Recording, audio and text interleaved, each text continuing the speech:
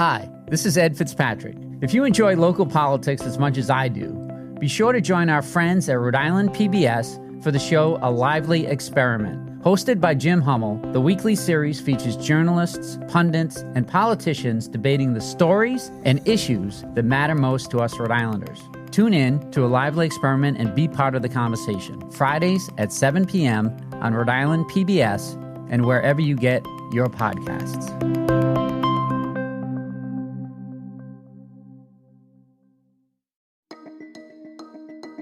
From the Boston Globe, this is Rhode Island Report. I'm Steph Machado, in for Ed Fitzpatrick. Welcome back to the podcast where we bring you big conversations from our very small state. In just 2 weeks, the Rhode Island General Assembly will be back in session. What can we expect from lawmakers in 2024? To get a preview, I sat down with House Speaker Joe Shekarchi. We'll talk about his priorities after a quick break.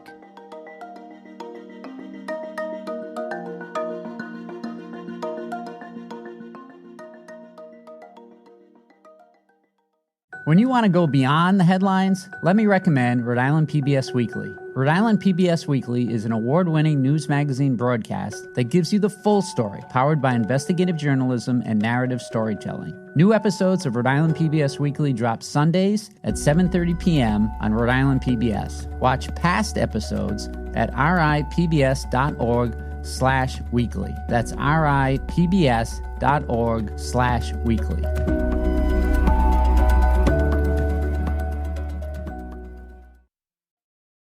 House Speaker Joe Shekarchi, thanks so much for joining us. My pleasure, Steph. Always enjoy sitting down with you.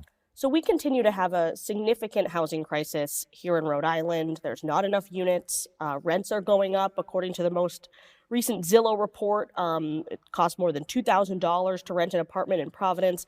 What is your plan to address housing in the upcoming session? Well, it has been a front and center issue since I became Speaker. It's going to continue to focus on our efforts to do that. We had a very productive year last year on housing. We're going to continue that. We've also made a significant investment out of the budget and opera money. We're going to continue to do that as well.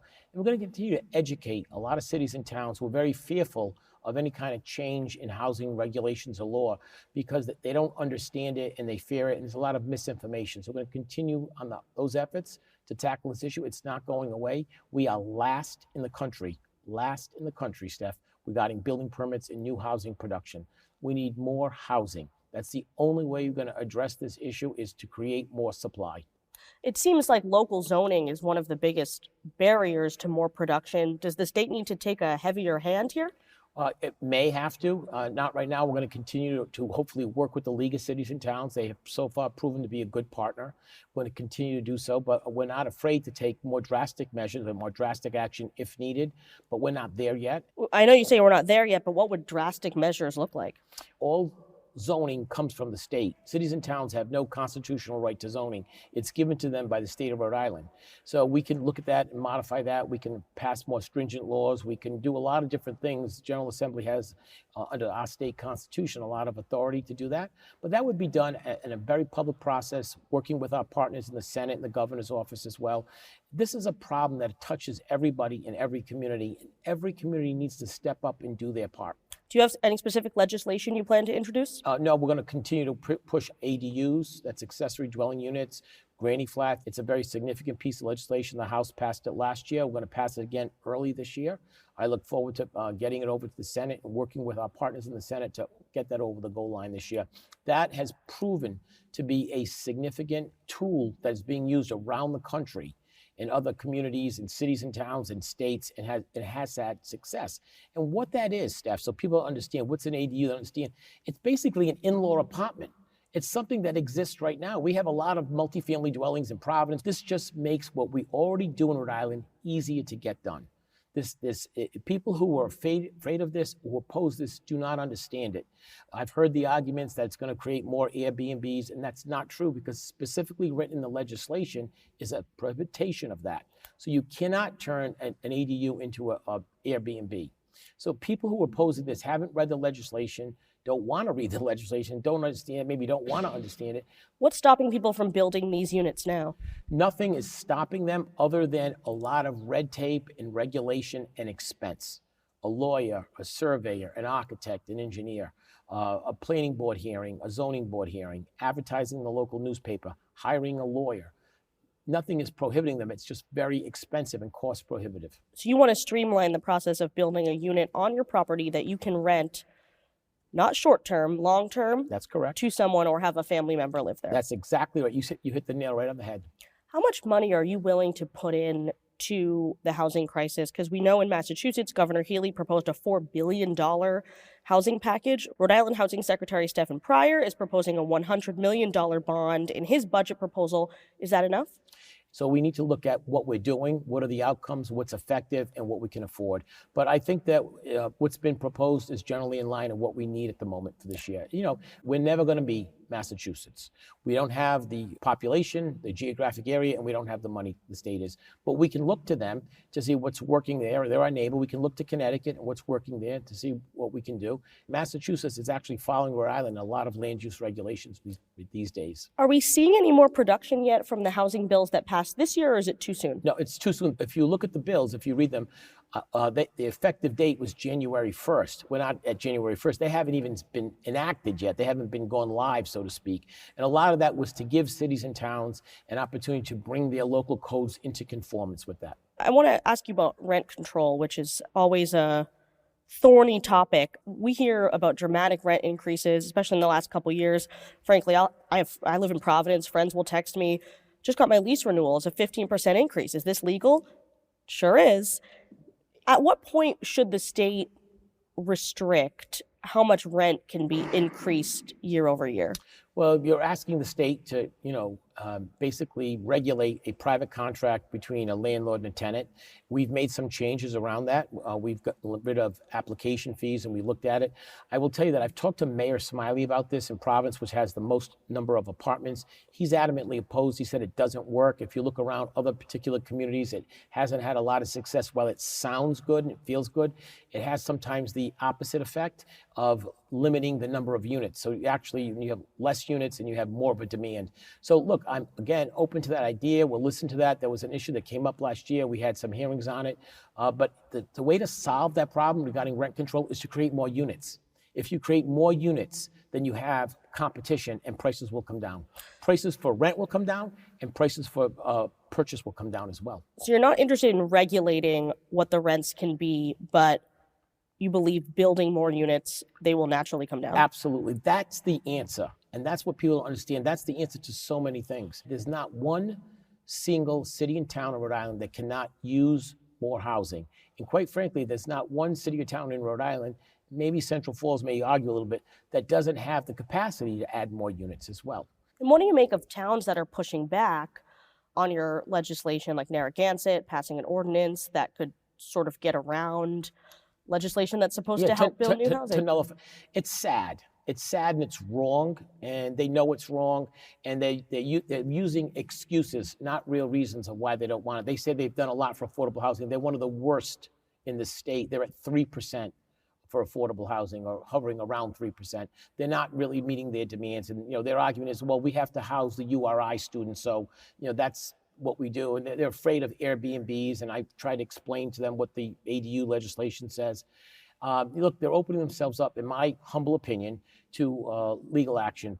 And what will you do if towns and cities continue to try and get around your housing laws? So we're still studying it. Narragansett did not enact it. It's just the first passage. We're going to look at it. I can tell you that I've spoken to the governor and the Senate president. None of them are happy about this. We're all working to try to solve a problem, and cities and towns have to step up and do their part as well. I want to ask you about education. Back in September, we reported here on Rhode Island PBS Weekly about the crisis in the early intervention system for infants and toddlers with developmental delays.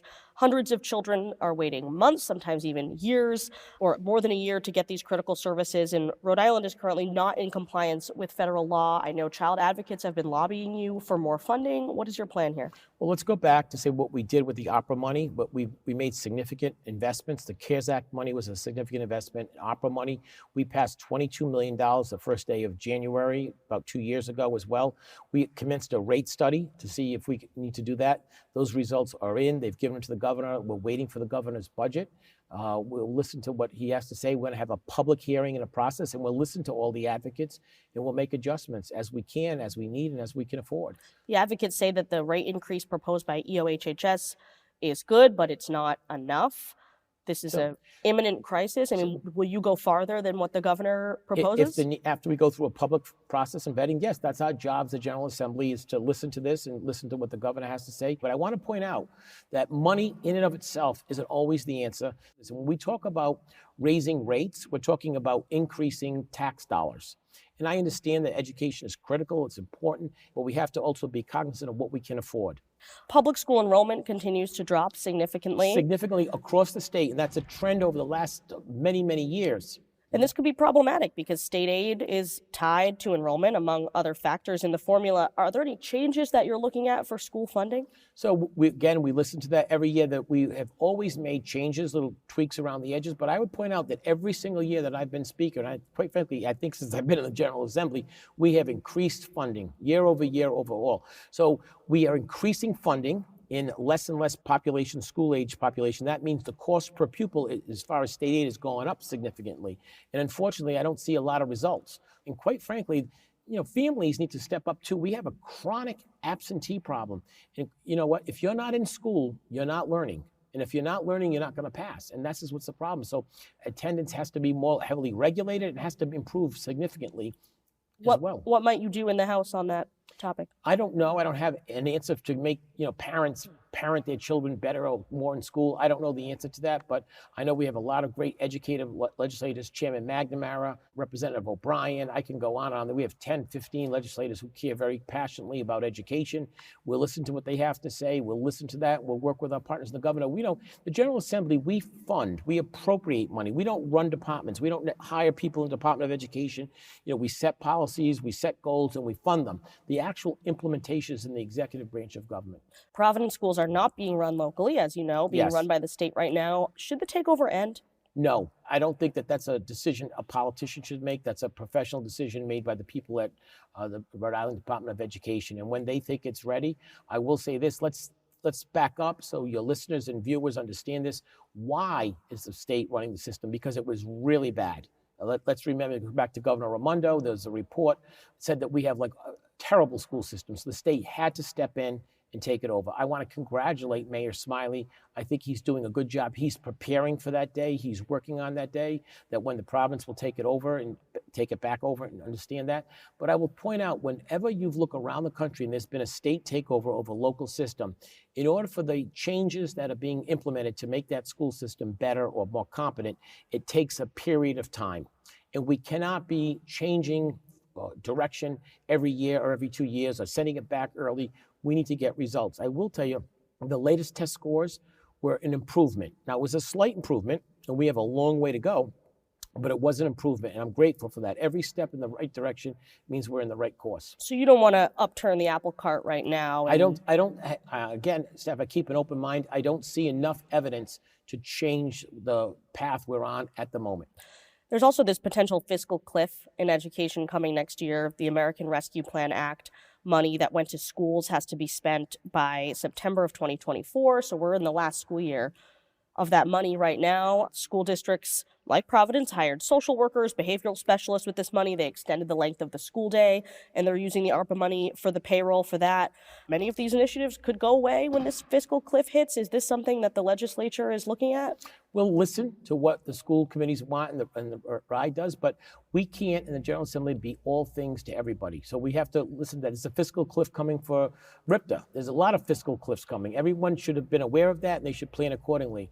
I feel like a broken record asking you about the Law Enforcement Officers' Bill of Rights every year. This is something that seems to be a top priority at the start of the session for the past few years, but then doesn't make it over the finish line because all of the sides can't agree. Is this a top priority this session? Yes, it is. And I expect the House will act on it very soon because we've worked on it all summer long. A lot of meetings, a lot of discussions, a lot of drafting. First of all, I want to congratulate the Senate. They had a study commission. They worked very hard. They actually passed a LIBOR bill last year. It was a very good bill. It came over at the very, very last day of session.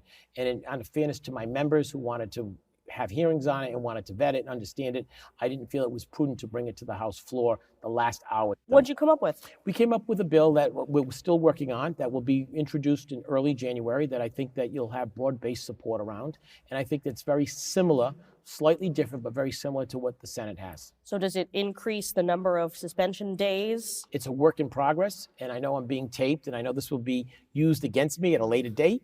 So what I will tell you is it's something that takes everybody's into consideration, and when we're ready to launch the bill, you'll be one of the first to know. And I do want to ask you about gun control. Every year we see an assault weapons ban bill introduced. It has not gone anywhere. It's not supported by the Senate president. Is that a priority for you?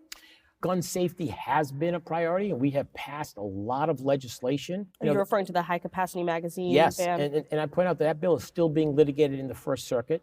I'm sure the bill will be introduced again. I know the advocates are concerned, but when we were debating this issue 2 years ago, I was told by the Attorney General and almost all the advocates, Speaker, please do the magazine, because if you do the magazine, you will basically affect the assault rifle. You will nullify that. So that's what we chose of the bills to do at that particular time. And when you see these tragedies and school tragedies and what happened in Maine, but you got to remember, these people broke the law, and also they had mental issues.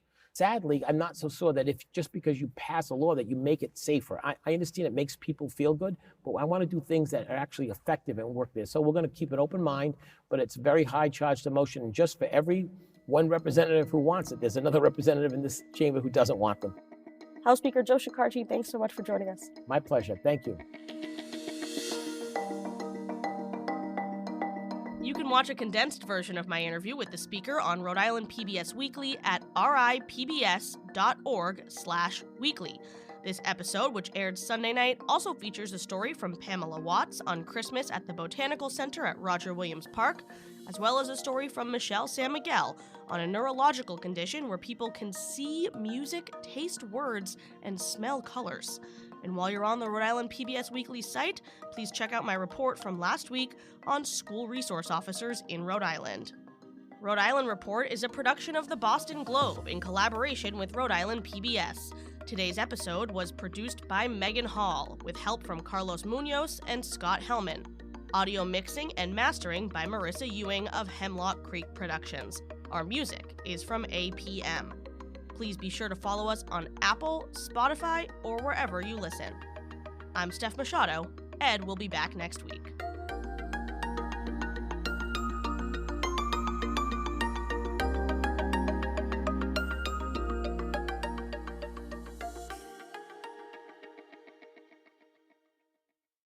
Looking to binge watch all your favorite PBS shows? You need Rhode Island PBS Passport. Masterpiece, Antiques Roadshow, Rhode Island PBS Weekly, and many more. Watch them all, anytime, and from any streaming device. Learn more about this member benefit at ripbs.org/passport. That's ripbs.org/passport.